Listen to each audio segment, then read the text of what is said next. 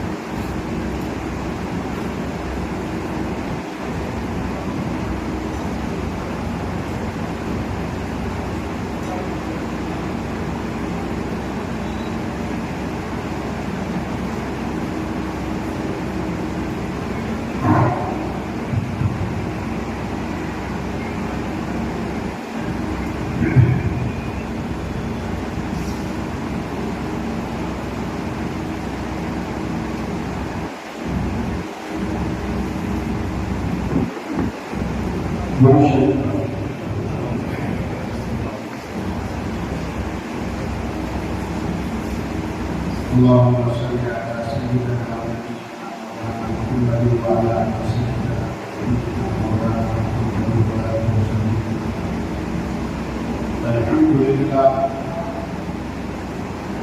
الحمد لله وحده والصلاة والسلام على من لا نبي بعده. لا نبي بعده ولا نبوة بعده ولا رسول بعده ولا رسالة بعده. صاحب التاج والمعراج الذي اسمه مكتوب في الإنجيل والتوراة. ناسخ الملل والأديان صاحب اللسان والقرآن. أما بعد فأعوذ بالله من الشيطان الرجيم. بسم الله الرحمن الرحيم. الحج أشهر معلومات فمن فرض فيهن الحج فلا رفث ولا فسوق ولا جدال في الحج. وقال الله تبارك وتعالى: ولله على الناس حج البيت من استطاع إليه سبيلا. صدق الله مولانا العظيم.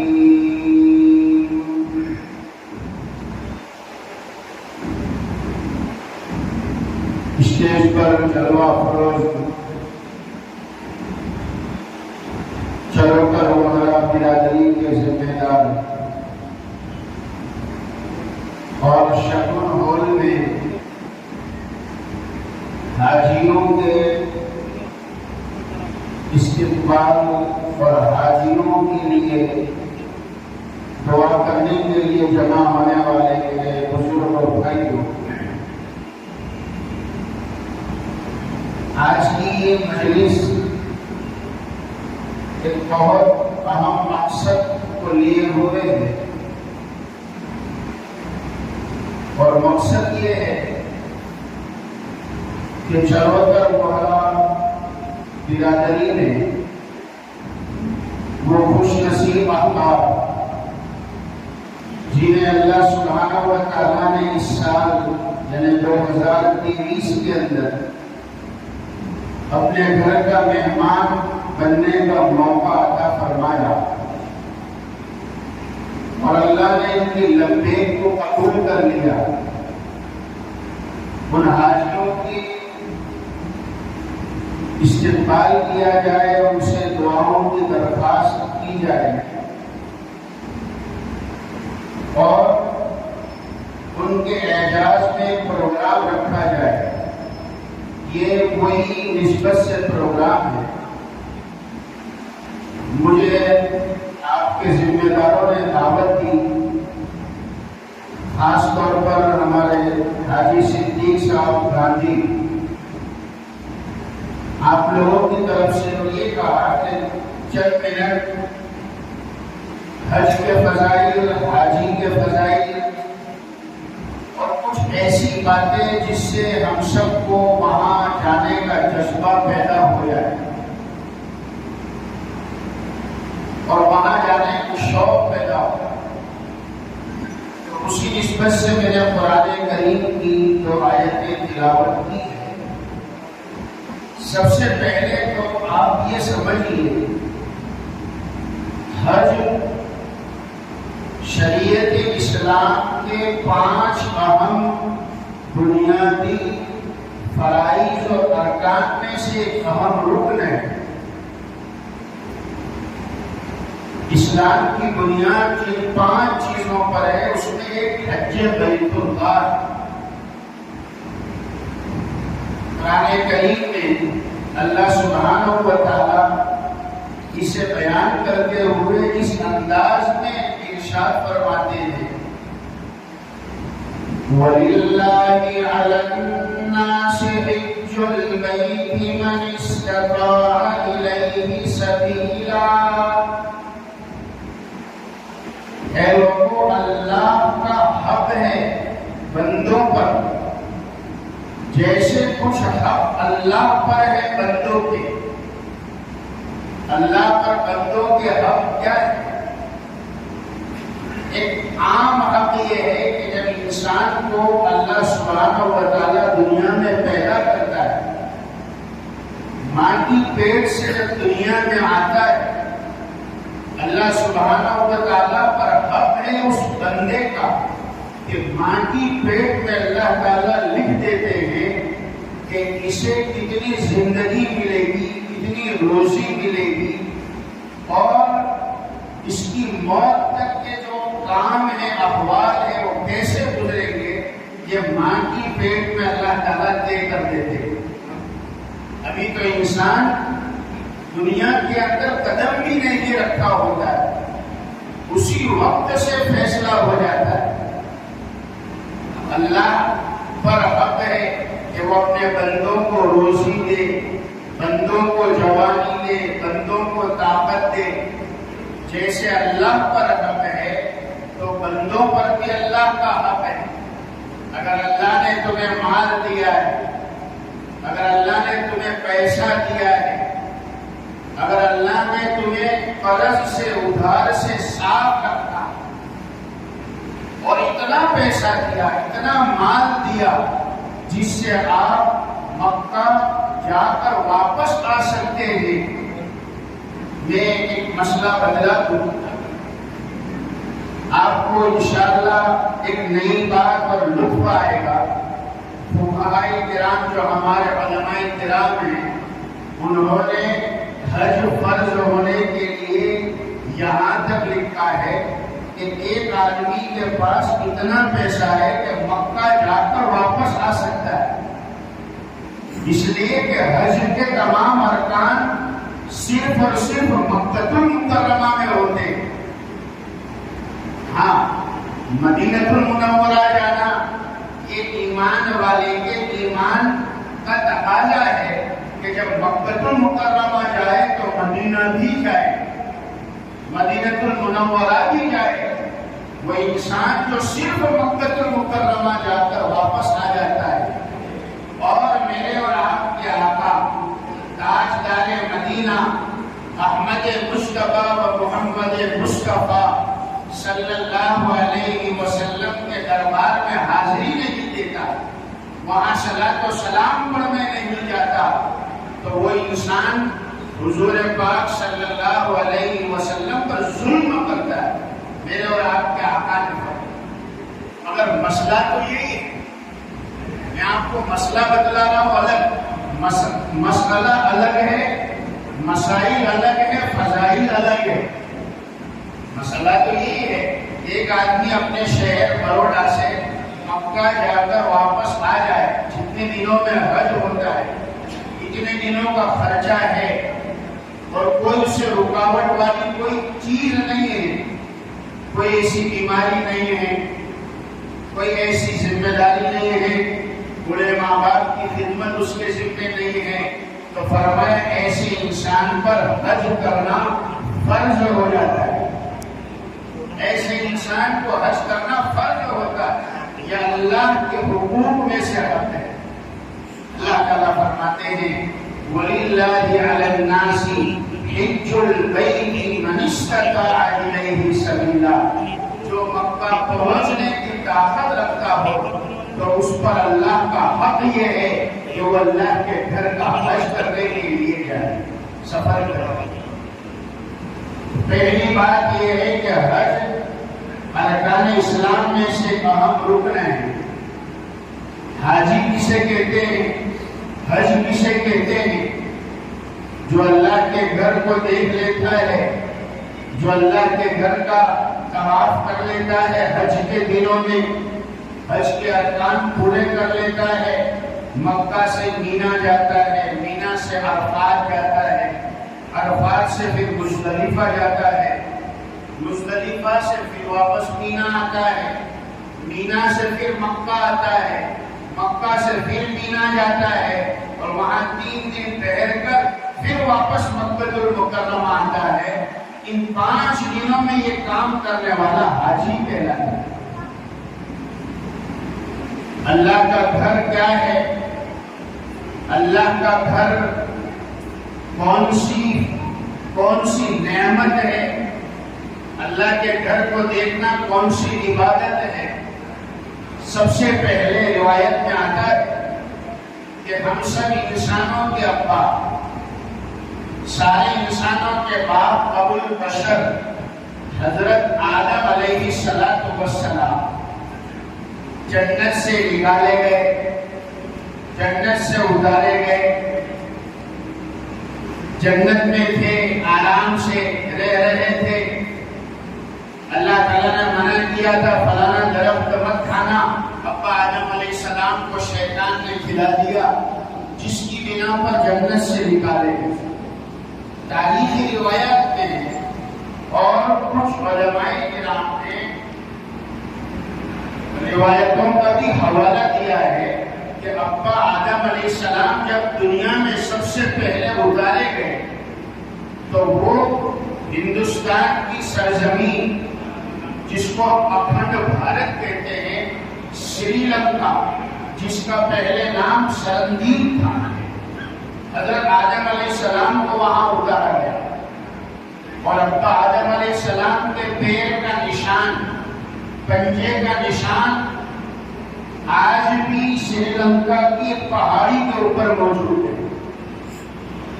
اس پہاڑی کو آج بھی، اگرچہ سری لنکا کا مذہب، وہاں کا اسلام مذہب نہیں ہے، وہاں کے لوگ بدھسٹ مذہب کو جانتے اور ماننے والے ہیں، مگر پھر بھی وہ لوگ اس پہاڑ کو آج بھی کوہ آدم کہتے ہیں، اور اس پہاڑ کی اونچائی سی لیول سے، دریائی لیول سے تقریباً 7,000 ساڑھے 300 یعنی 7,350 فٹ اوپر ہے، اور وہاں ابا آدم علیہ السلام کے پیر کا نشان ہے۔ اسے آدم پیٹ کہتے ہیں، آج بھی انگلش کے اندر ایڈم پیٹ کہا جاتا ہے۔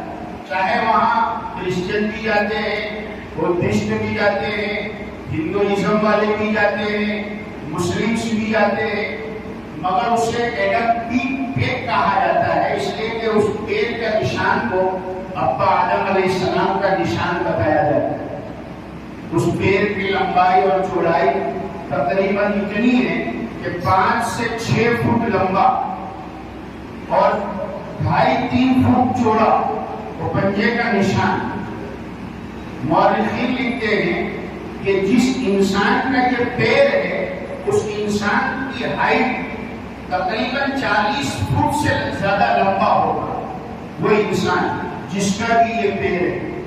تو روایت میں آتا ہے ابا آدم علیہ السلام کو جب زمین پر اتارا گیا، سب سے پہلے فرشتوں کی رہنمائی سے، فرشتوں کا راستہ بتانے سے ابا آدم علیہ السلام مکہ المکرمہ پہنچے۔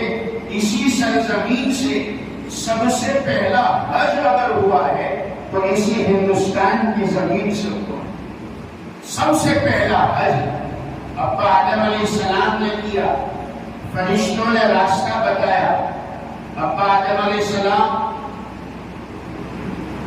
اعلام الحجاج ایک کتاب ہے، ہمارے بزرگوں میں سے بہت بڑے اسکالر عالم انہوں نے لکھی ہے، اس میں لکھا ہے کہ حضرت ابا آدم علیہ السلام نے 300 حج فرمائے۔ کتنے حج فرمائے؟ ماشاءاللہ کے 1000 سال عمر تھی ابا آدم علیہ السلام، 300 حج فرمائے اور 700 سے زیادہ عمرے کی، مگر سب سے پہلا حج جو کیا وہ اسی سرزمین سے کیا۔ ابا آدم علیہ السلام نے خانہ کعبہ کا طواف کیا۔ طواف کے بعد جو بھی اس وقت کے ارکان ہوں گے، ہمارے حج کے ارکان شریعت محمدی کی طور پر ہے، ورنہ حضور پاک صلی اللہ علیہ وسلم سے پہلے بھی خانہ کعبہ کا طواف چالو تھا اور جاری تھا۔ ابا آدم علیہ السلام نے حج کر لیا۔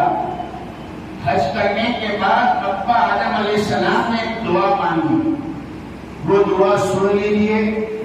حاجیوں سے بھی گزارش ہے، یا تو آپ لکھ لیجیے، کسی سے لکھوا لیجیے، یا جہاں یہ بیان کی ریکارڈ آپ کو ملے اس میں سے آپ لکھ لیجیے۔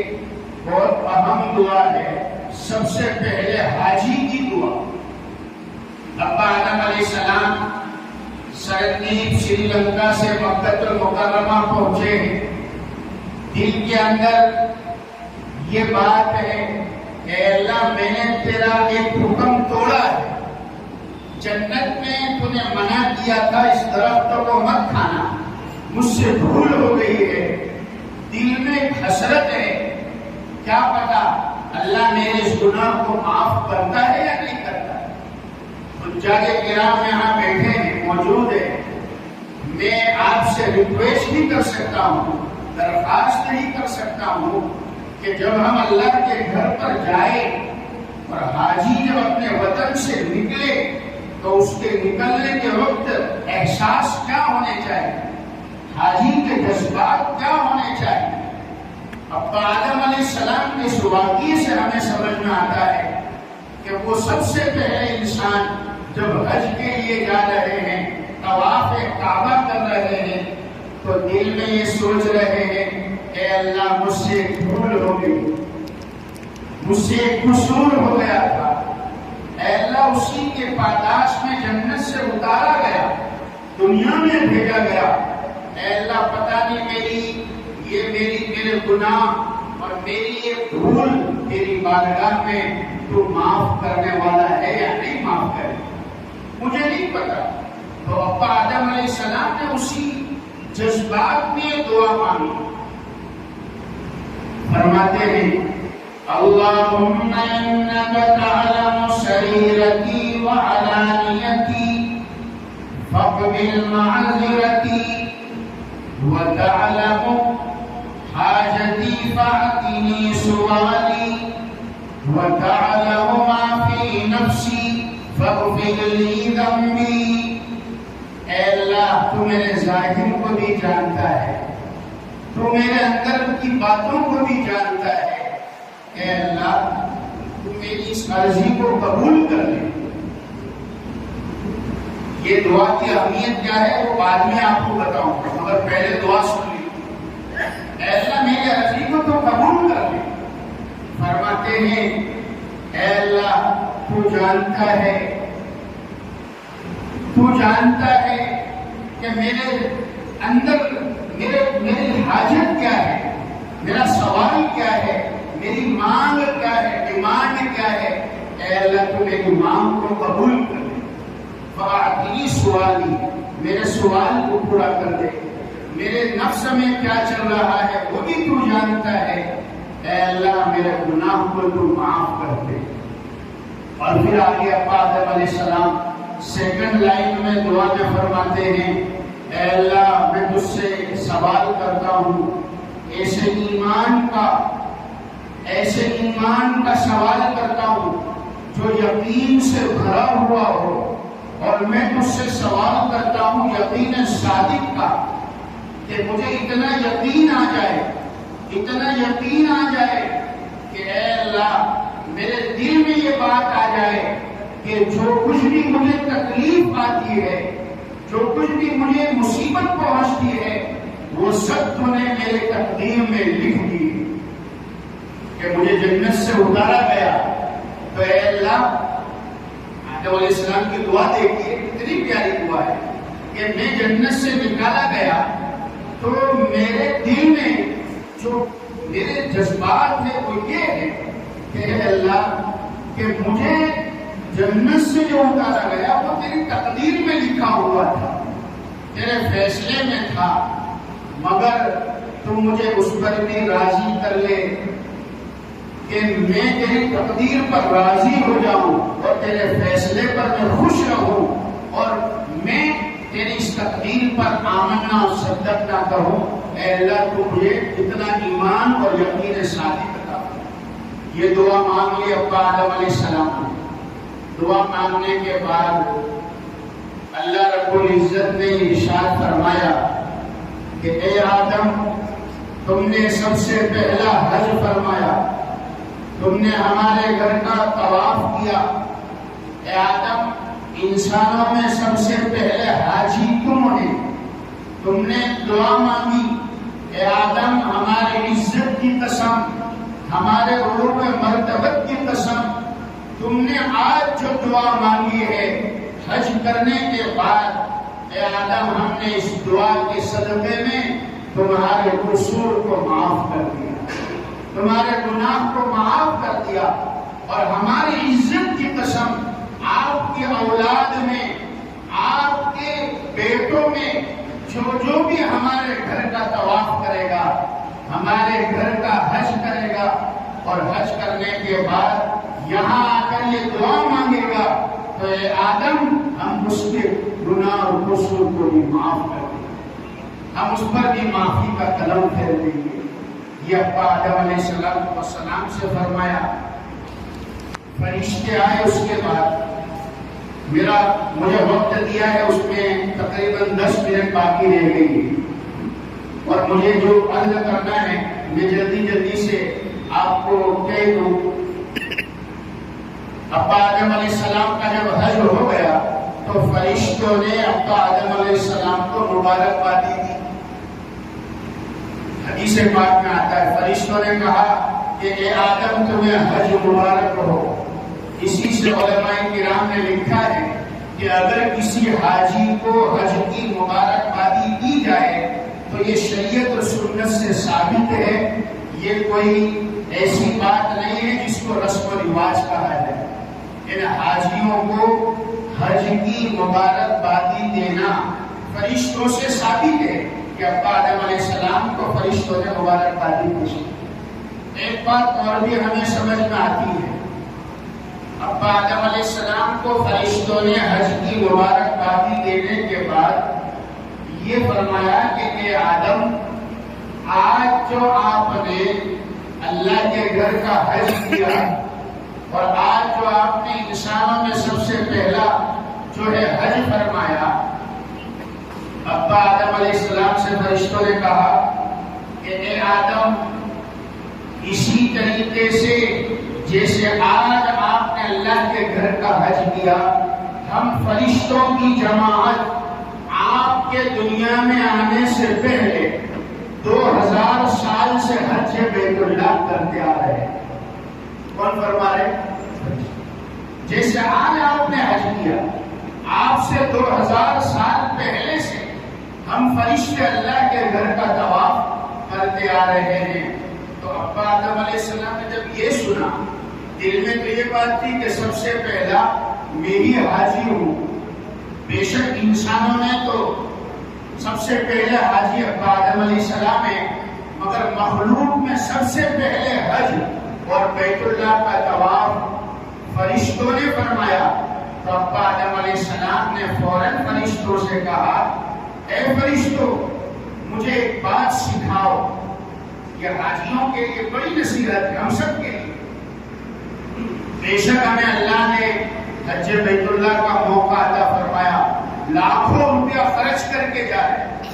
آج کل حج اب تو بڑی مشکل ہوتی جا رہی ہے، بڑی مہنگی ہوتی جا رہی ہے۔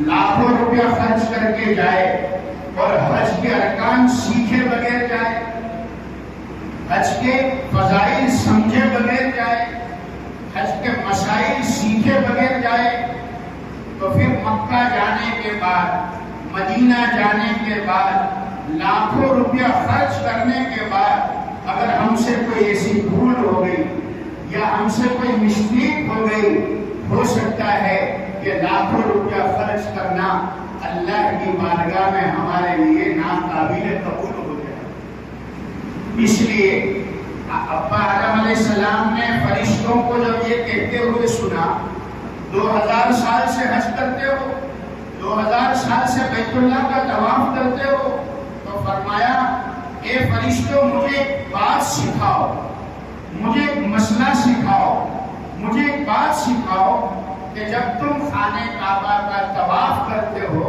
تو طواف کعبہ کرتے کرتے کیا پڑھتے ہو؟ ابا آدم علیہ السلام پوچھ رہے کعبۃ اللہ کا طواف کرتے ہوئے کیا پڑھتے ہو؟ تو فرشتوں نے جواب دیا کہ ہم اللہ کے گھر کا طواف کرتے کرتے اللہ کی تسبیح بیان کرتے ہیں، اور وہ تسبیح کیا ہے؟ سبحان اللہ والحمد للہ ولا الہ الا اللہ واللہ اکبر۔ یہ فرشتوں نے کہا کہ ہم اللہ کے گھر کا طواف کرتے ہوئے یہ پڑھتے ہیں۔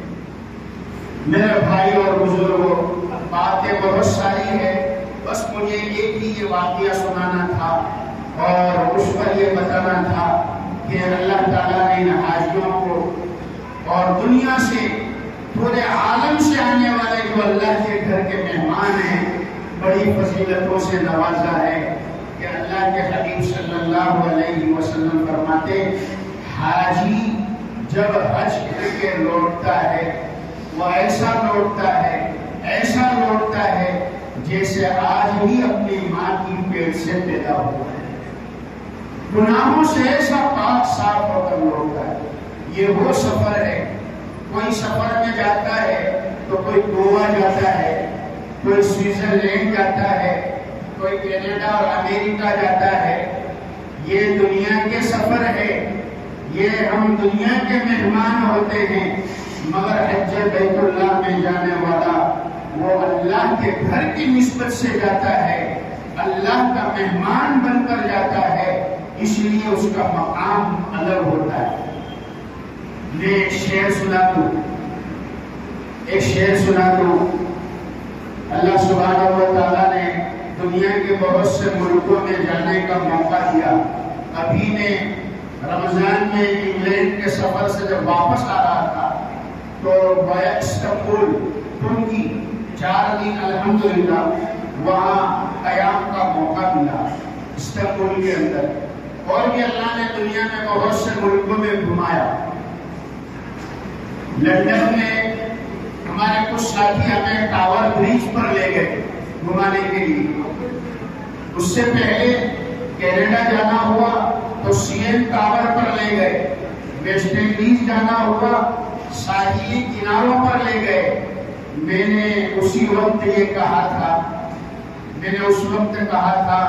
لندن کے ٹاور برج پر گھومنے سے اور ویسٹ انڈیز کے دریا کناروں پر اور بیچ پر گھومنے سے ایمان کمزور ہوتا ہے، مگر مدینہ المنورہ کی گلیاں وہ پاک گلیاں ہیں جہاں گھومنے سے ایمان تازہ ہوتا ہے۔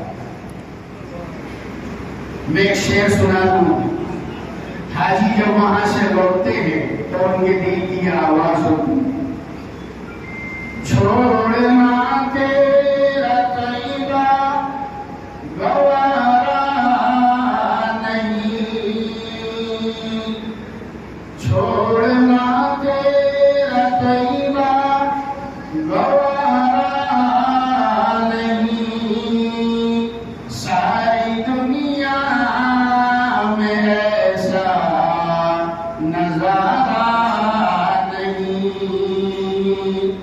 ایسا منظر زمانے نے دیکھا نہیں، ایسا منظر زمانے نے دیکھا نہیں، جیسا منظر مدینے میں موجود ہے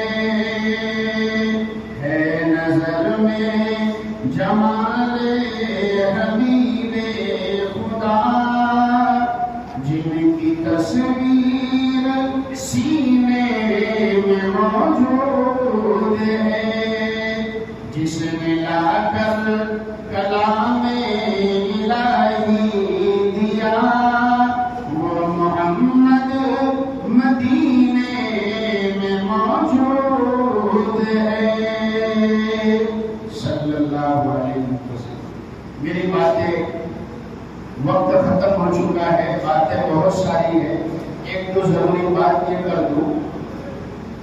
اللہ تعالیٰ ہم سب کو بھی وہاں کی بار بار حاضری کی سعادت مندی عطا فرمائیں گے۔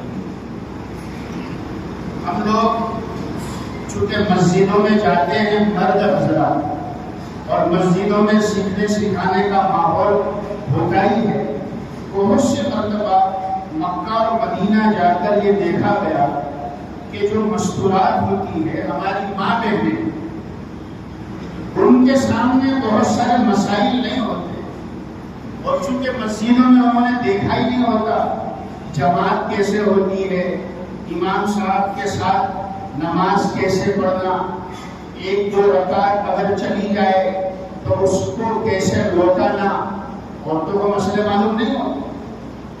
خاص طور پر عورتوں کو تکلیف پڑتی ہے جمعہ کے دن فجر کی نماز میں۔ مکہ اور مدینہ میں آپ جائیں گے تو جمعہ کے دن فجر کی نماز میں سنت قرات وہاں ہوتی ہے اور آیت سجدہ پڑھی جاتی ہے۔ جس صورت کے اندر سجدہ ہے تو چاروں قرات میں سجدہ کیا جاتا ہے، سجدہ تلاوت، مگر عورتوں کو مسائل معلوم ہی نہیں ہوتے۔ عورتیں کبھی رکوع میں چلی جاتی ہے، کبھی کیا کرتی ہے، وہ رکوع میں جاتی ہے اللہ اکبر سمجھ کر، اور امام کو نظر آتے ہیں، عورتیں سائڈ پر ہوتی ہے۔ تو ہوتا یہ ہے کہ جب امام سجدے سے سیدھے کھڑے ہوتے ہیں تو عورتیں کنفیوز ہو جاتی ہے کہ رکوع میں سے اٹھنے کے وقت تو سمیع اللہ لمن حمدہ کہنا چاہیے، یہ کیا ہو گیا؟ امام کے ساتھ ایک رکن میں اگر نمازی شریک نہ ہو پوری نماز اس کی فاسد ہو جائے، باطل ہو جائے۔ تو عورتوں کو مسائل سکھائے، یہ خاص میری درخواست تھی۔ اور ایک درخواست اور بھی ہے کہ حجاج کرام مکہ اور مدینہ کے اندر ایک بھی ہمیں غیر مسلم سامنے نہیں ملے گا۔ آپ جب مکہ اور مدینہ جائیں گے تو لاکھوں کا مجمع، لاکھوں کا سمندر انسانوں کا، مگر ایک بھی غیر مسلم نہیں۔ دائیں بھی مسلمان ہیں، بائیں بھی مسلمان، آگے بھی ہے پیچھے بھی ہے۔ وہاں جا کر ہم سلام کرنے سے ایک دوسرے سے ہٹ جاتے ہیں، بھول جاتے ہیں۔ کئی لوگ آمنے سامنے سے گزر جاتے ہیں مگر کوئی کسی کو سلام نہیں کرتا، حالانکہ وہاں پر آپ کے ہمارے جیسے ہی سارے حاجی ہیں، کوئی بھی غیر ایمان والا نہیں ہے، مگر ہم سلام کرنے سے اپنے آپ کو جو ہے پیچھے رہ جاتے ہیں، حالانکہ سلام کرنا کتنی بڑی کی بات ہے۔ ایک دوسرے کو سلام کرنا، ایک دوسرے کے ساتھ ہمدردی کرنا، ایک دوسرے کے ہاتھ میں ہاتھ دینا، حج بیت اللہ ہو یا 5 وقت نمازیں ہو، میرے ایمان والے بھائیوں، ہمیں اور آپ کو ایک ہی سبق دیتا ہے، تم سب ایک خدا کے بندے ہو اور ایک نبی کی امت ہو، تم آپس میں ایک ہو، تم آپس میں الگ الگ نہیں ہو۔ جیسے ایک صف میں کھڑے ہو گئے، جیسے ایک ساتھ طواف کر رہے ہو، تمہارے دل بھی ایک ساتھ ملنے چاہیے۔ حج کا سب سے بڑا پیغام اور سبق یہی۔ اللہ تعالیٰ ہمیں اتفاق نصیب فرمائے، دلوں کے جوڑ نصیب فرمائے۔ اللہ سبحانہ و تعالیٰ کو جوڑ پسند ہے۔ ایک آخری مسئلہ بتا کر اپنی جگہ لے لو۔ اللہ کو جوڑ پسند ہے۔